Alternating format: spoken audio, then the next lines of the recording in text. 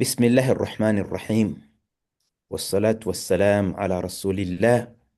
Sisters and brothers, Salaam Allah alaykum wa rahmatuhu wa barakatuhu.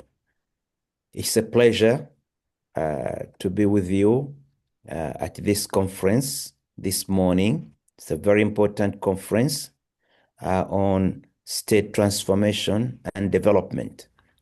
I would like to thank the department, the faculty, the university for organizing this. I would also like to thank the Honorable Rector and the leadership of the university for enabling this to take place. I also want to thank the dignitaries who have come from outside the university to grace this occasion and emphasize its importance and future impact. Now, I think knowledge is a necessary condition for building a civilization. And my contribution will be around this, that the Madani approach should emphasize the central point of knowledge. Human civilization started with knowledge. As you remember, Adam was given the names of all things, and it was his knowledge of the names of everything that gave him superiority over the angels, and that's why the angels were ordered to bow down to him. As Quran tells us, وَعَلَّمَ آدَمَ الْأَسْمَاءَ كُلَّهَا ثُمَّ عَرَضَهُمْ عَلَى الْمَلَائِكَةِ فَقَالَ أَنْبِئُونِي بِأَسْمَاءِ هَؤُلَاءِ إِن كُنتُمْ صَادِقِينَ. So the superiority of Adam, and by extension, the superiority of his offspring, which is we, the human race, really started with this superiority in knowledge. Now, human civilizations didn't develop much when people were living as isolated tribal groups, groups of hunter-gatherers in the forests. They couldn't develop much civilization because they were few. But when they started congregating and living permanently in villages and towns where they could share knowledge, where knowledge could spread, then civilization started. That's why the earliest civilizations were agricultural, around rivers where there was fertile soil and there was water, where many people could get together. Because knowledge requires several people interacting, sharing, and discussing and building ideas and concepts and skills. Our own Islamic civilization started with knowledge. The Prophet ﷺ spent 13 years in Mecca teaching knowledge. And he was teaching the knowledge of fundamentals of Aqidah. The Meccan period was not about practical program implementation. It was knowledge, because knowledge was essential for the civilization that was going to arise in the Arabian Peninsula. Now, one thing we noticed about the Prophet's teaching was that he wasn't just dispensing knowledge. He was dispensing knowledge of a higher quality. At that time in Hijaz, people knew many things. They knew about stars, they knew the desert, they knew how to look after the animals, they knew trade, they knew many things. They had knowledge. But the knowledge that the Prophet ﷺ disseminated was of a higher quality because it involved thinking, tafakkur. أَفَلَا تَتَفَكَّرُونَ أَفَلَا تَتَدَبَّرُونَ. Now, this Muslim civilization, inspired by that high quality knowledge, spread very quickly in Asia, Africa, and Europe. And you know the history of our civilization. But with the passage of years, the quality of knowledge in the citizens of the Ummah declined. So the Muslim civilization had to decline.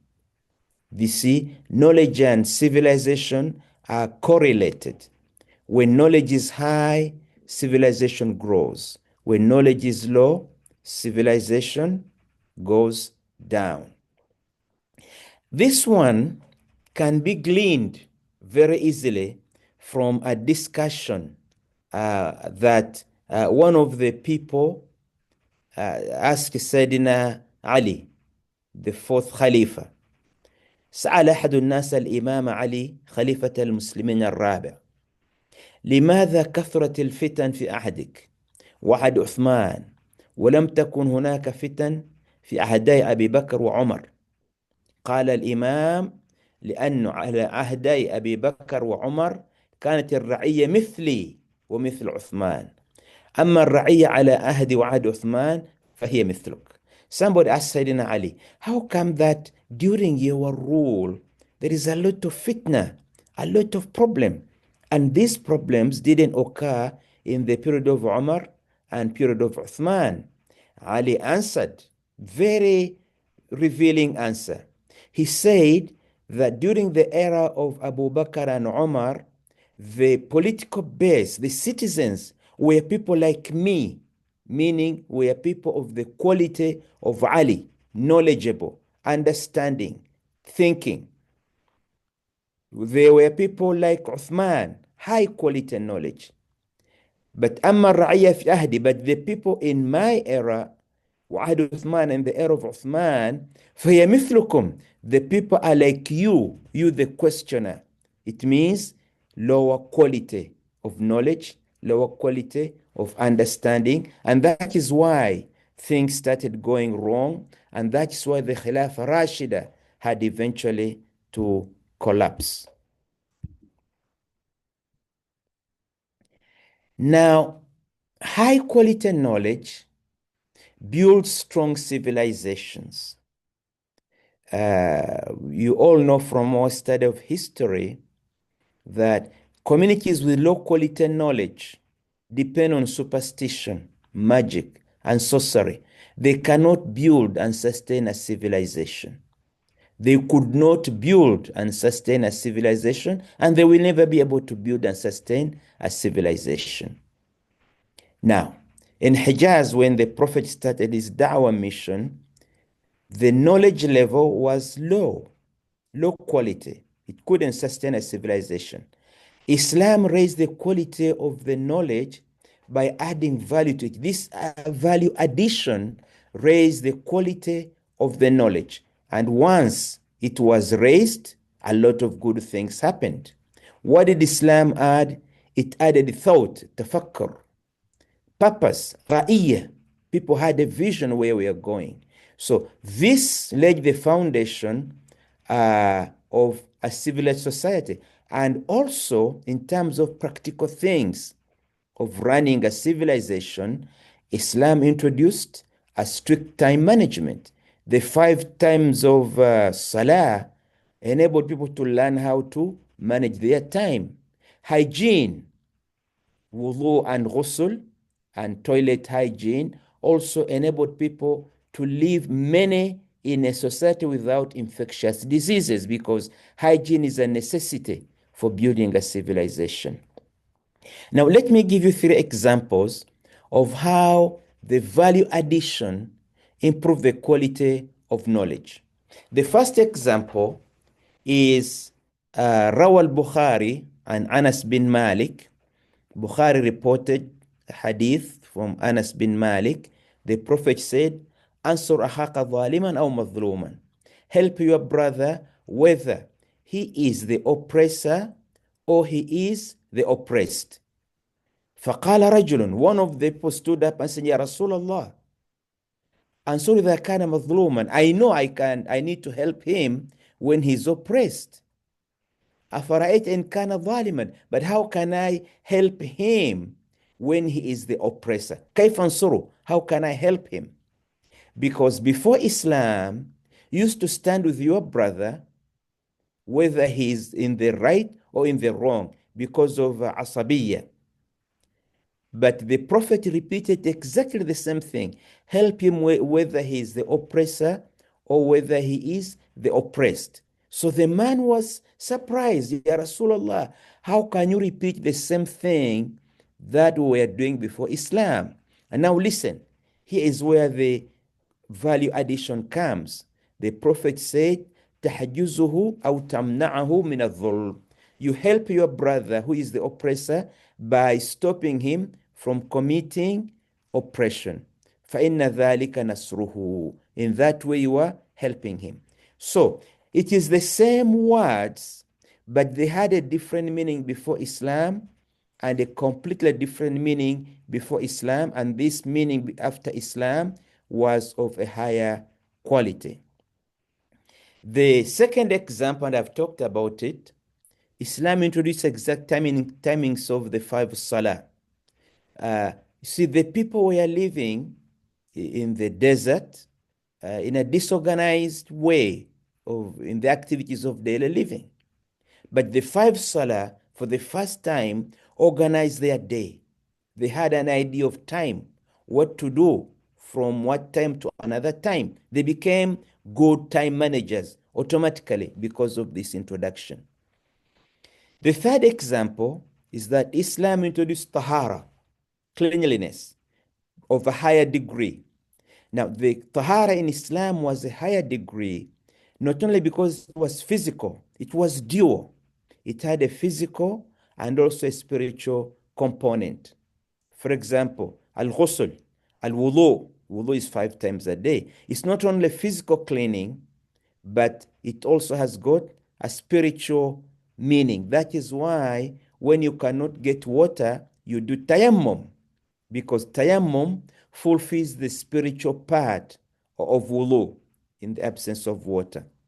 Now, a society cannot grow, you cannot have a village or a town with many people when there is no cleanliness, when there is no hygiene, because disease will spread and will kill the people. So the point is that Islam introduced higher quality knowledge in Hijaz, and that enabled the setting up or development of the Islamic civilization that spread within about 40 years to reach North Africa and to reach West Asia and even Central Asia. And it's a civilization that we are proud of, but it's a civilization that started or was catalyzed by knowledge. I can give another example of how knowledge is a catalyst of strength and victory. The great commander Salahuddin al-Ayyubi opened Al-Qudus in the year 1187 Masihi. But many people, even some historians, are not aware that this victory was actually initiated by the good education system that Imam Nuruddin Zanki started, by the education reform that Imam Salahuddin al-Ayyubi started. It's education that was behind this great achievement. Now, the soldiers of the citizen army that entered Qudus had been well educated and had a deep understanding of the vision of victory. Now, Nuruddin Zanki in the Levant or area of Syria, he was very concerned about education. He was a great supporter of education.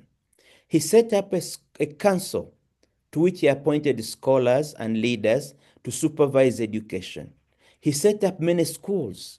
He got the best teachers to teach in those schools. And he made sure that they get their salaries from the Waqf. Each school was well organized. It had a principal and it had teachers. He even introduced a concept we use today in our schools of an assistant teacher or a teacher aide, someone who helps the teacher, because the teacher may not be able alone to manage the class. There is somebody who helps the teacher. All of these developments were made by Nuruddin Zanki, and this spread education in the population. You got a more educated population. Salahuddin al-Ayyubi came up later and built on what Nuruddin Zanki had started. He also set up many schools to teach the citizens. So he was able to achieve victory because he built on the educational foundations that were laid by Nuruddin Zanki. Now, having said that education is the basis for state development and growth, my opinion is that we require to understand that state building must be sustained. It takes time. We should not be in a rush. It takes time because a strong state requires an educated population, and it takes time to educate a whole generation. So we need to start by spreading high quality education in the political base of the state. And then after that is achieved, we can build higher structures and functions of the state in an easier way. Once the population is well educated, once it is imbued with high quality knowledge, then the rest of the work of state building and state development will become easier. We need to set up strong education systems that teach the young to be good citizens, capable, and with the skills that are needed by the state. So once the citizenship or the citizenry is educated, they will build, sustain, and defend a strong state.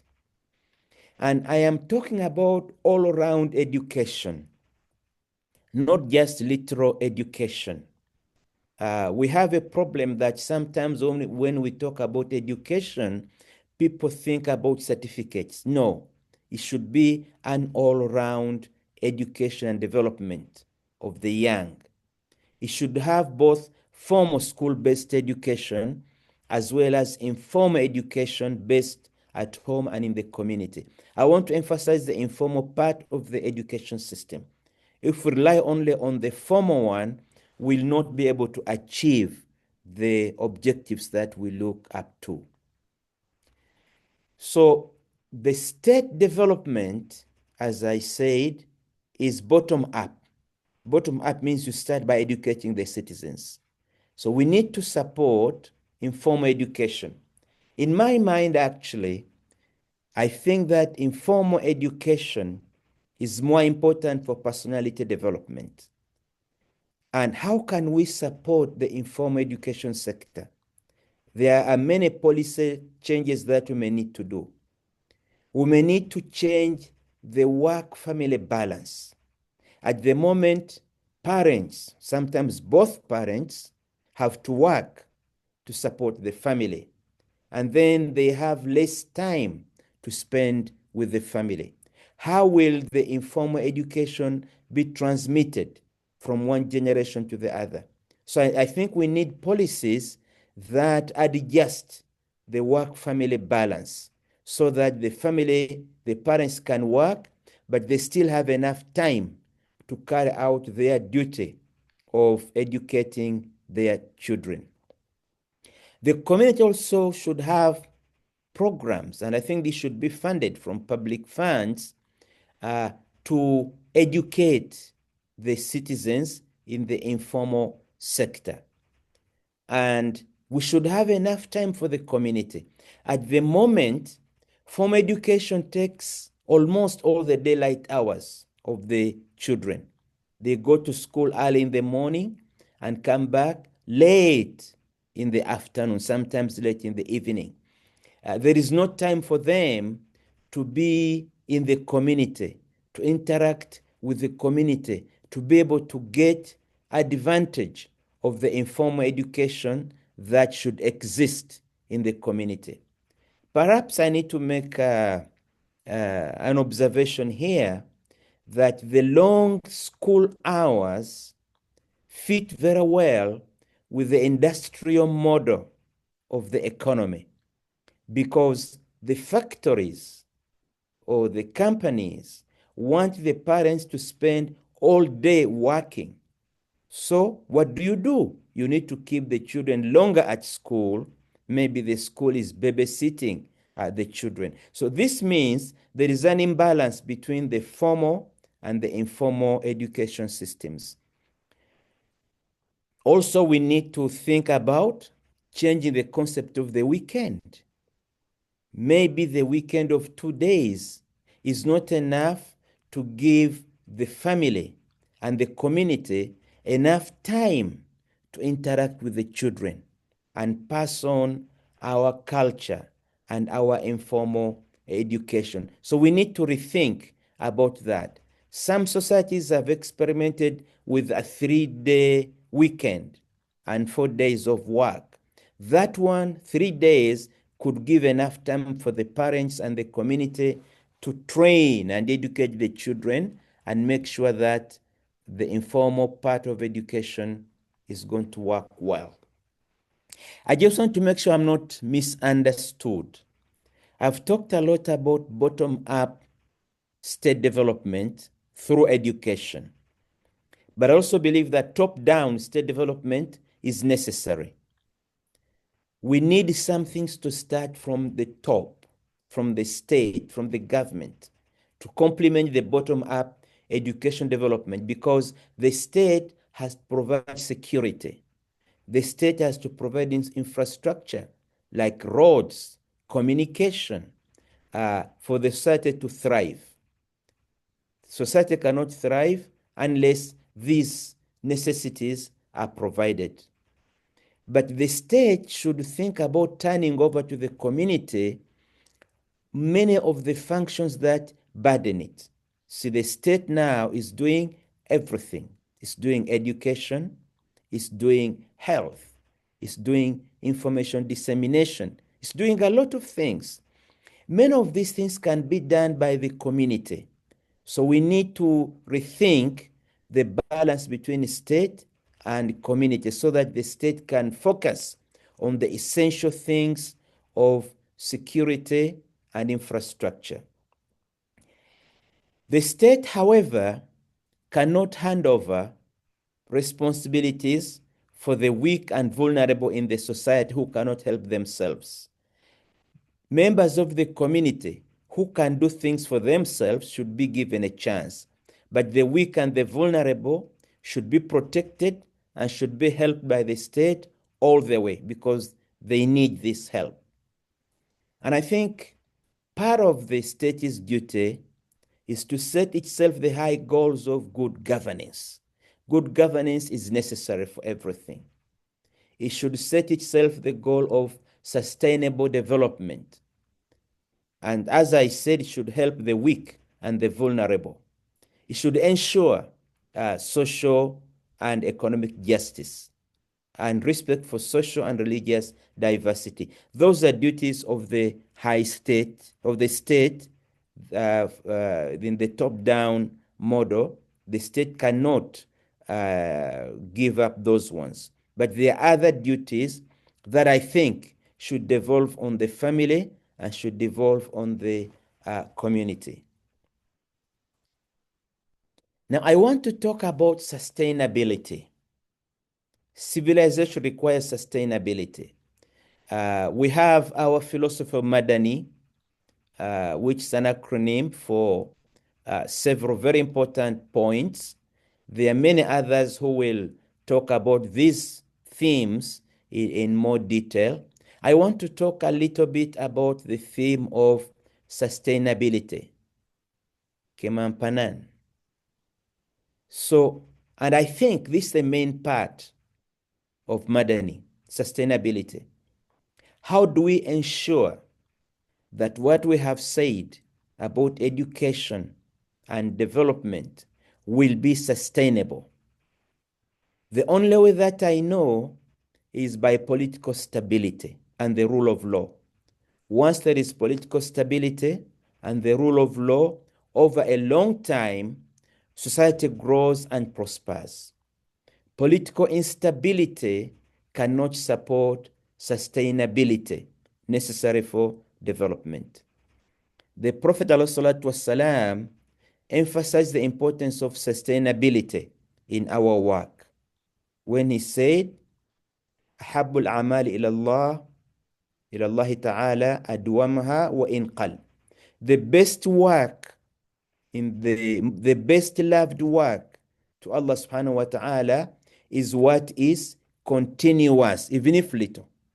You see, work may be little, but once it is sustained, once it is sustainable, it will achieve its goals and bring about a big and major change. And one of the wise sayings on continuity of work is قليل دائم خير من كثير منقطع. A little that is continuous is better than a lot that is discontinued. So we need to focus on sustainability in the Madani philosophy. Whatever we plan, we make sure we plan for the long range, long haul, for the long vision. And we build in structures to make sure that it's going to be sustainable, because without sustainability, we cannot reach the goals that we want to reach. Thank you very much for listening to me. Wassalamu alaikum wa rahmatullahi wa barakatuh.